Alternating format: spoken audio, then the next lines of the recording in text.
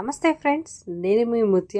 Welcome back to smart Muthu's kitchen. రోజు మనం ఒక టేస్టీ అండ్ హెల్దీ అండ్ ఇష్టంగా చిన్నపిల్లలు కూడా తినే లంచ్ బాక్స్ రెసిపీ అయితే చూసేద్దాం. అదేంటంటే వాంగీబాత్. సో ఈజీగా చేసేయచ్చండి. లంచ్ బాక్స్ కి పిల్లలకి స్కూల్ కి పెట్టించారనుకోండి, చాలా ఇష్టంగా తింటారు. లంచ్ బాక్స్ ఖాళీ అవ్వాల్సిందే. సో అంత ఇష్టంగా తింటారు. చిన్న పిల్లల నుంచి పెద్దల వరకు ఈ స్టైల్లో చేశారంటే. సో లేట్ చేయకుండా ఇంకా రెసిపీకి వెళ్ళిపోదామా? మరి లెట్ స్టార్ట్. వాంగీబాత్ రెసిపీ చూడడానికి ఎమ్మిగా ఉంది కదా, చూడడానికే కాదండో ఇది తినడానికి కూడా చాలా టేస్టీగా ఉంటది. ముందుగా ఈ రెసిపీ కోసం అయితే మనం ఒక ఫ్రై పాన్ ని పెట్టుకోవాలి. సో ముందుగా మనకు కావాల్సిన పప్పు దినుసులు ఫ్రై చేసుకుందాం.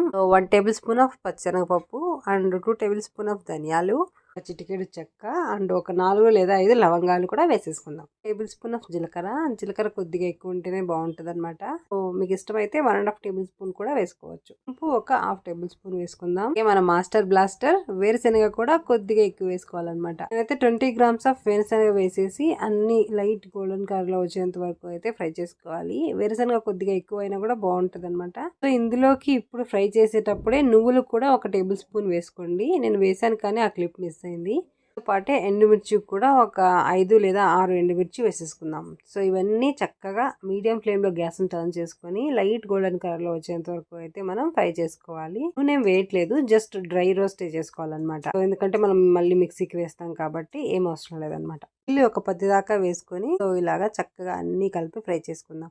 ఒక 10 మినిట్స్ లో ఫ్లేమ్ లో పెట్టుకొని ఫ్రై చేశానండి. సో చక్కగా లైట్ గోల్డెన్ కలర్ లోకి మారిపోయాయి కదా. ఇప్పుడు ఇవి ఒక ప్లేట్ లోకి తీసుకొని ఇవి పూర్తిగా చల్లారిన తర్వాత మాత్రమే మిక్సీకి వేసుకొని పౌడర్ లాగా కొట్టి పక్కన పెట్టుకుందాం. అయితే గ్యాస్ మీద మనం ఒక ఫ్రై పాన్ పెట్టుకోవాలి. ఇందులోకి అయితే ఒక 2 టేబుల్ స్పూన్ ఆఫ్ ఆయిల్ కొద్దిగా వేడైన తర్వాత సో అయితే పోపు దినుసులు మొత్తం వేసేసుకుందాం. సో 1 టేబుల్ స్పూన్ ఆఫ్ ఆవాలు, 1 టేబుల్ స్పూన్ ఆఫ్ జీలకర్ర, కొద్దిగా పచ్చికరివేపాకు వేసి ఫస్ట్ లో బాగా ఫ్రై చేసుకోవాలన్నమాట. కొద్దిగా ఈ ఆవాలు అవి చుట్టుపట్లు ఆడిన తర్వాత 2 మీడియం సైజ్ ఆఫ్ ఆనియన్స్ ఇలా సన్నగా వీలైనంత సన్నగా కట్ చేసి అయితే మనం ఫ్రై చేసుకుందాం. తో పాటే ఒక 3 లేదా 4 పచ్చిమిర్చి ఇలా సన్నగా నిలువుగా కట్ చేసి వేసేసుకుందాం. ఇవన్నీ చక్కగా లైట్ గోల్డెన్ కలర్ లో చేంజ్ అయిన తర్వాత సో ఇప్పుడు మన వంకాయలు ఇలా నిలువుగా సన్నగా కట్ చేసుకోండి, వీలైనంత సన్నగా. సో కట్ చేసి నీళ్ళలో వేసి పెట్టండి. వంకాయలు కట్ చేసిన వెంటనే ఉప్పు నీళ్ళలో వేసి పెడితేనే నల్లగా అవ్వకుండా ఉంటాయి అన్నమాట.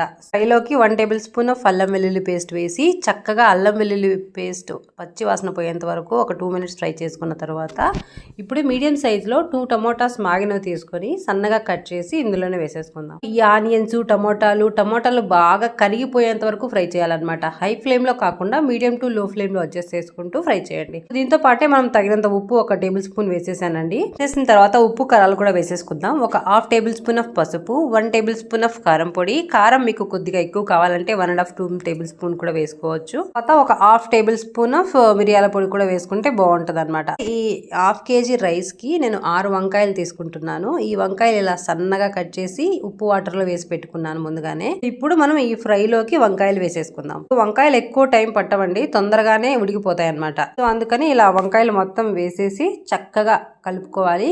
ఒక 2 మినిట్స్ కలిపేసి మూత పెట్టేసి మనం మధ్య మధ్యలో మూత తీస్తూ మనం ఫ్రై చేసుకోవాలన్నమాట. సో మధ్య మధ్యలో మూత తీయకపోతే మాడే ఛాన్స్ ఉంటది అనమాట. అందుకే ఓన్లీ మీడియం ఫ్లేమ్ లో పెట్టుకొని మాత్రమే ఈ వంకాయలు ఉడికేలాగా ఫ్రై చేసుకోవాలి. నాకైతే వంకాయలు ఉడకడానికి ఆల్మోస్ట్ 10 నుంచి 15 నిమిషాలు పట్టిందండి.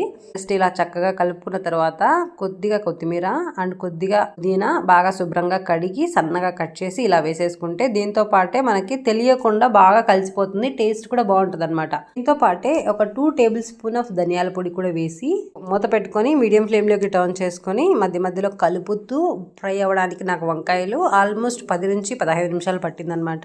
ఇలా మధ్య మధ్యలో మూత తీస్తూ కలుపుతూ ఆల్మోస్ట్ 15 నిమిషాల తర్వాత చూడండి. సో వంకాయలు అయితే చక్కగా ఉడికిపోయాయి కదా. చక్కగా ఉడికాక జీడిపప్పు పక్కన ఫ్రై చేసైనా వేసుకోవచ్చు, అలా అయినా వేసేసుకోవచ్చు. నేనైతే అలానే వేసేస్తున్నాను.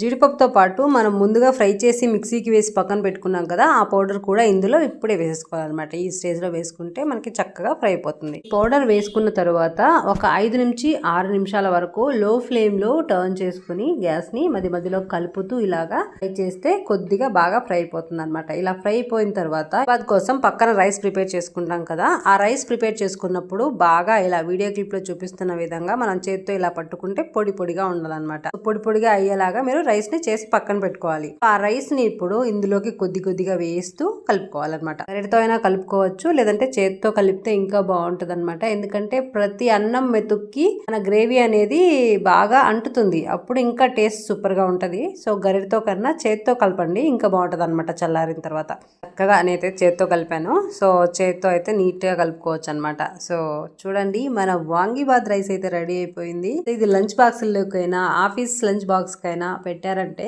ఖాళీ అవ్వాల్సిందే అండి. బాక్స్ అయితే అంత టేస్టీగా ఉంటది. మన సబ్స్క్రైబర్స్ కి ఖచ్చితంగా recommended recipe. So thank you so much for watching. Tasty and quick and variety recipes కోసం smart Muthu's kitchen YouTube channel ని సబ్స్క్రైబ్ చేయడం మర్చిపోకండి. So thank you so much. Bye. Subscribe for more.